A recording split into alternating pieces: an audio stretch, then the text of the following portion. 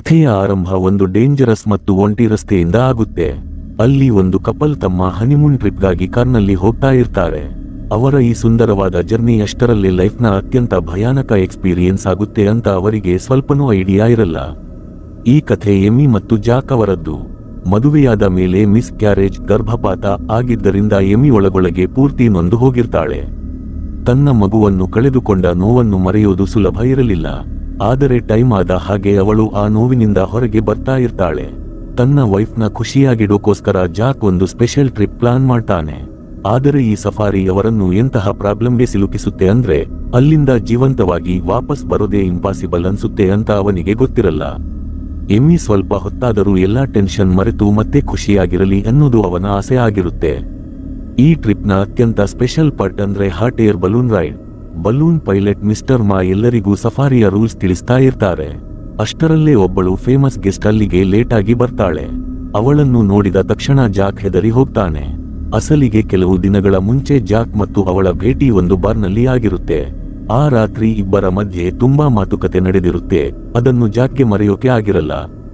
Sudden ಆಗಿ ಅವಳನ್ನು ಎದುರುಗಡೆ ನೋಡಿ ಜಾಕ್ಗೆ ಭಯ ಆಗುತ್ತೆ, ಎಲ್ಲಿ ತನ್ನ ಸೀಕ್ರೆಟ್ ಬಯಲಾಗುತ್ತೋ ಅಂತ.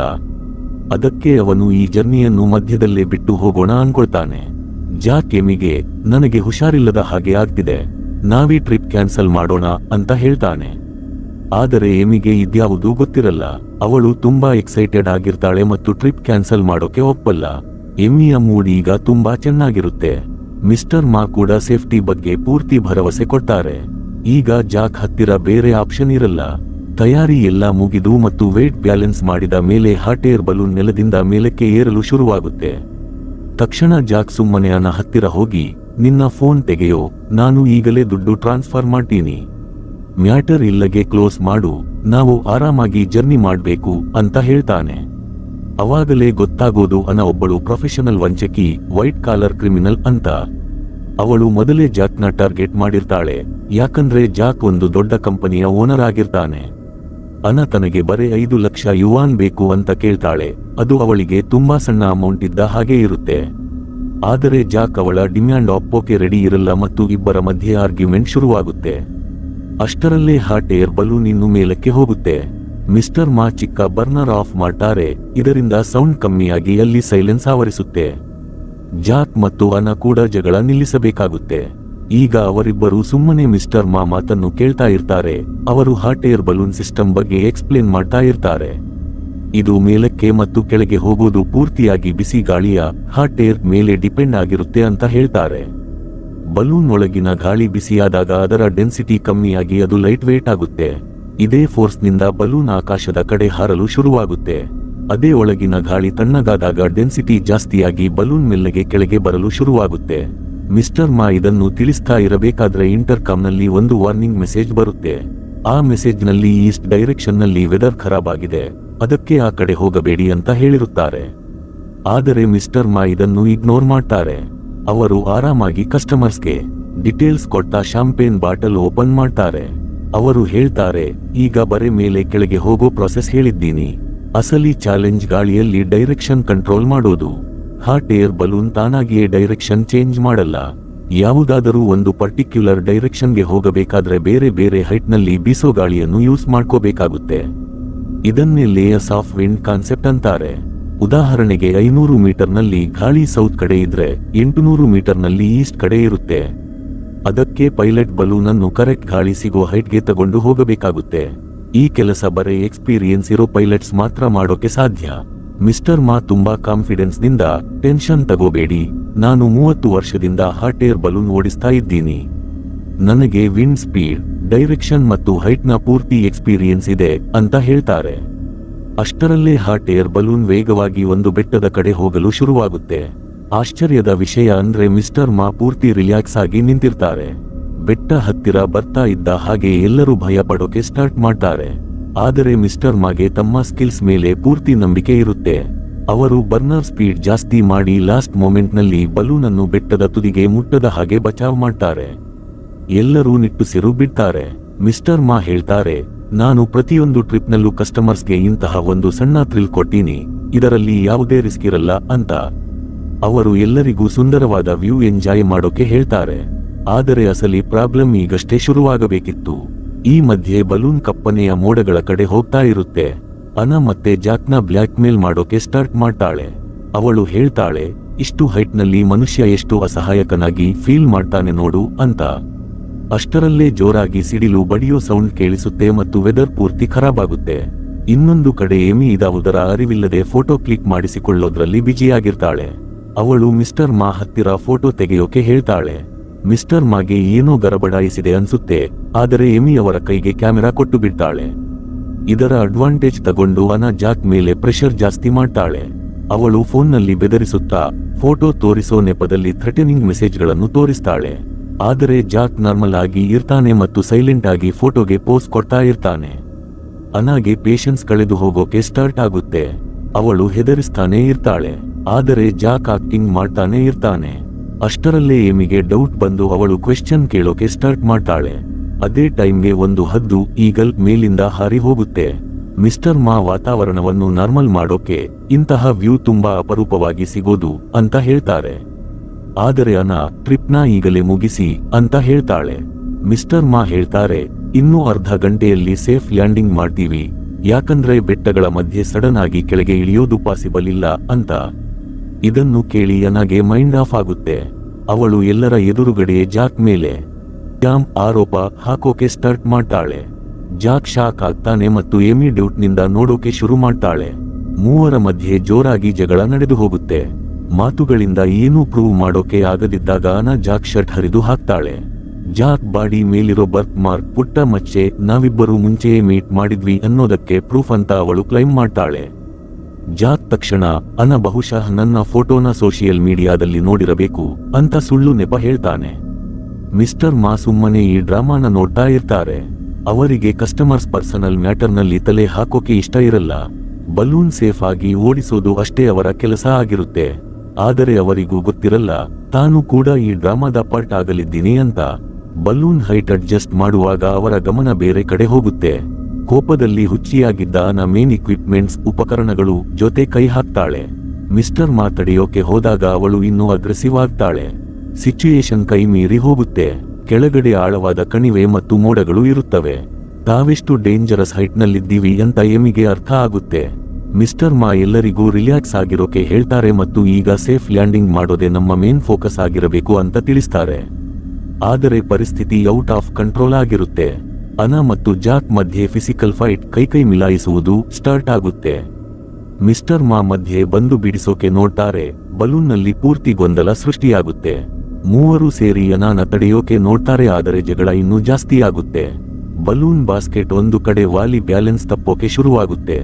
ಮಿಸ್ಟರ್ ಮಾ ಹಿಂದಕ್ಕೆ ಸರಿಯಬೇಕಾಗುತ್ತೆ. ಅದೃಷ್ಟವಶಾತ್ ಜಗಳ ಆಡುವಾಗ ಅನಾ ಕೈಯಿಂದ ಚಾಕು ಕೆಳಗೆ ಬಿದ್ದು ಹೋಗುತ್ತೆ. ಆದರೂ ಅವಳು ಒಂದು ಚೂಪಾದ ಟೂಲ್ ತಗೊಂಡು ಮತ್ತೆ ಅಟ್ಯಾಕ್ ಮಾಡೋಕೆ ಟ್ರೈ ಮಾಡ್ತಾಳೆ. ಮಿಸ್ಟರ್ ಮಾ ಮತ್ತು ಜಾಕ್ ಅವಳ ಮೇಲೆ ಮುನ್ನುತ್ತಾರೆ. ಈ ತೂಕಾಟದಲ್ಲಿ ಬಲೂನ್ನ ಫ್ಯೂಯಲ್ ಪೈಪ್ ಕಟ್ ಆಗಿಬಿಡುತ್ತೆ. ಫ್ಯೂಯಲ್ ಎಲ್ಲ ಆಚೆ ಹರಿಯೋಕೆ ಸ್ಟಾರ್ಟ್ ಆಗುತ್ತೆ. ಅಷ್ಟರಲ್ಲೇ ಯಾರದ್ದೋ ಕೈ ತಗುಲಿ ಬರ್ನರ್ ಬಟನ್ ಪ್ರೆಸ್ ಆಗುತ್ತೆ. ಫ್ಯೂಯಲ್ ತಕ್ಷಣ ಬೆಂಕಿ ಎತ್ಕೊಂಡು ಜೋರಾಗಿ ಬ್ಲಾಸ್ಟ್ ಆಗುತ್ತೆ ಮತ್ತು ಬೆಂಕಿಯ ಜ್ವಾಲೆ ಹರಡುತ್ತೆ. ಅನಾ ಡೈರೆಕ್ಟ್ ಆಗಿ ಬೆಂಕಿಗೆ ಸಿಲುಕಿ ಪೂರ್ತಿ ಸುಟ್ಟು ಹೋಗ್ತಾಳೆ.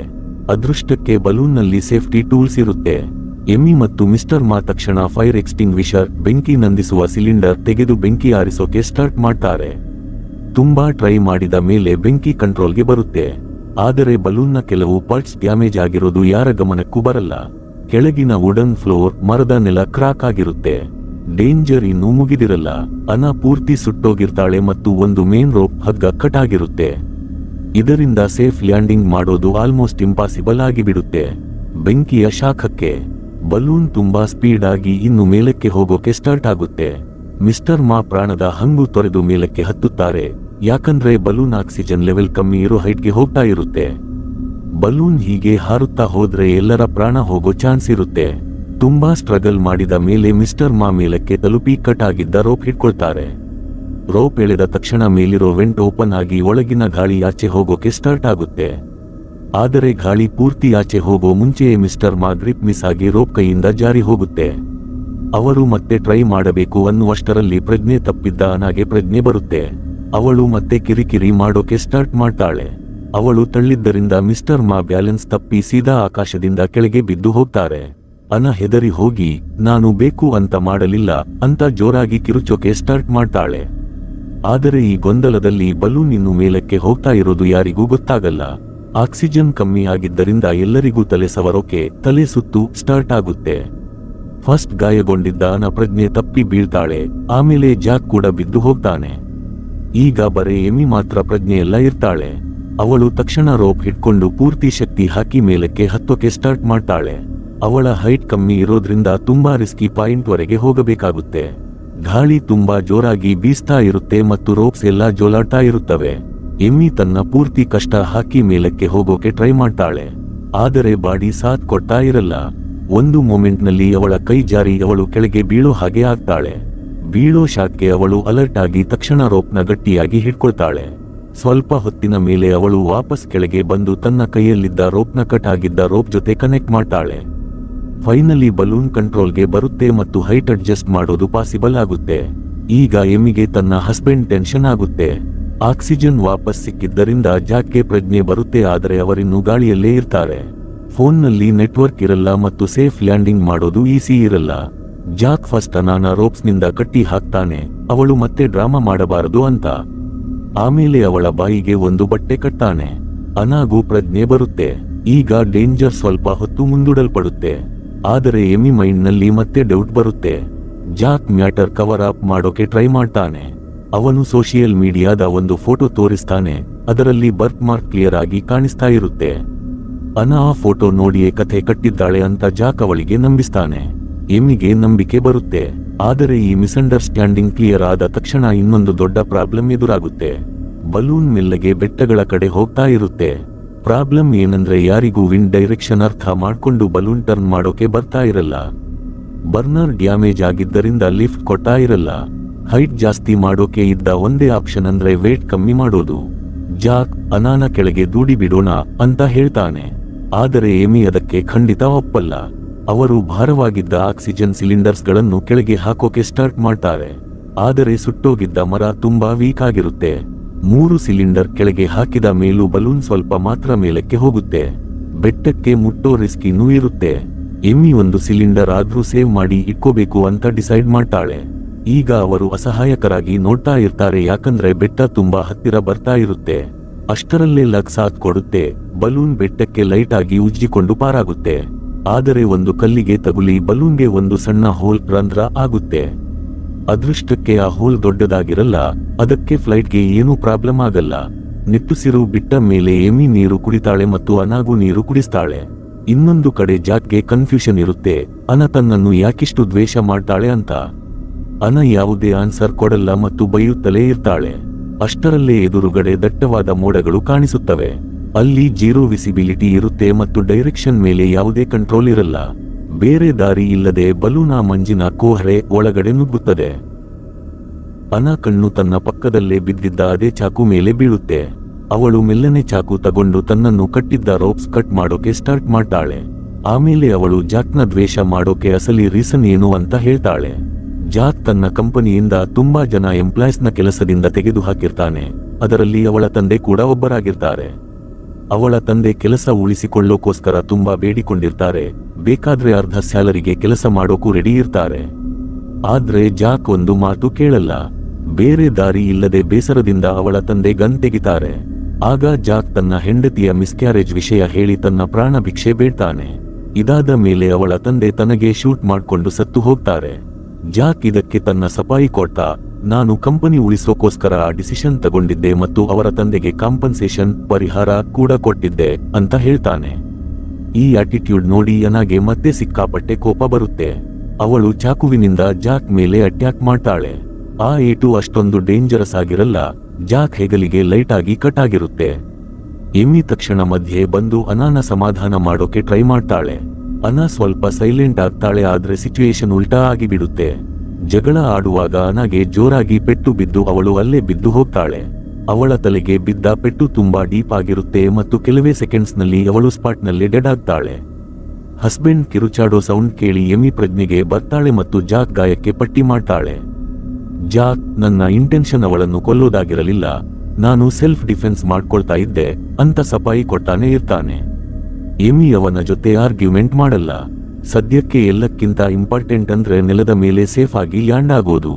ಸ್ವಲ್ಪ ಹೊತ್ತಿನ ಮೇಲೆ ಅವರು ಮೋಡಗಳಿಂದ ಆಚೆ ಬರ್ತಾರೆ. ಆದ್ರೆ ಹೊಸ ಟೆನ್ಷನ್ ಎದುರಾಗುತ್ತೆ. ಬಲೂನ್ನಲ್ಲಿದ್ದ ಹೋಲ್ ಇನ್ನೂ ದೊಡ್ಡದಾಗ್ತಾ ಇರುತ್ತೆ ಮತ್ತು ಬಲೂನ್ ಸ್ಪೀಡ್ ಆಗಿ ಕೆಳಗೆ ಬೀಳ್ತಾ ಇರುತ್ತೆ. ಎಲ್ಲಕ್ಕಿಂತ ದೊಡ್ಡ ರಿಸ್ಕ್ ಅಂದ್ರೆ ಎದುರುಗಡೆ ಇರೋ ಎತ್ತರವಾದ ಬೆಟ್ಟ.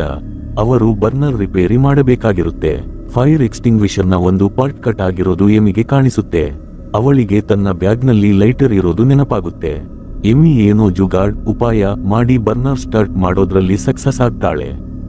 ಆದ್ರೆ ತುಂಬಾ ಲೇಟ್ ಆಗಿ ಬಿಟ್ಟಿರುತ್ತೆ. ಬಲೂನ್ ಮೇಲಕ್ಕೆ ಏನೋ ಹೋಗ್ತಾ ಇರುತ್ತೆ, ಆದ್ರೆ ಬೆಟ್ಟ ಕ್ರಾಸ್ ಮಾಡೋ ಅಷ್ಟು ಹೈಟ್ಗೆ ಹೋಗ್ತಾ ಇರಲ್ಲ. ಇಬ್ಬರು ವೇಟ್ ಕಮ್ಮಿ ಮಾಡೋಕೆ ತಮ್ಮ ಹತ್ತಿರ ಇರೋ ಎಲ್ಲ ಲಗೇಜ್ ಕೆಳಗೆ ಹಾಕೋಕೆ ಸ್ಟಾರ್ಟ್ ಮಾಡ್ತಾರೆ. ಬ್ಯಾಗ್ ಹಾಕುವಾಗ ಬ್ಯಾಗ್ನಿಂದ ಬಂದ ಒಂದು ಬಟ್ಟೆ ಒಂದು ಪರ್ಟಿಕ್ಯುಲರ್ ಡೈರೆಕ್ಷನ್ ನಲ್ಲಿ ಹಾರೋದನ್ನು ಎಮಿ ನೋಡ್ತಾಳೆ. ಇದರಿಂದ ಅವಳಿಗೆ ವಿಂಡ್ ಡೈರೆಕ್ಷನ್ ಐಡಿಯಾ ಸಿಗುತ್ತೆ. ಅವಳು ತಕ್ಷಣ ಬರ್ನರ್ ಆಫ್ ಮಾಡಿ ರೋಪ್ ಎಳೆದು ಹೈಟ್ ಕಮ್ಮಿ ಮಾಡ್ತಾಳೆ.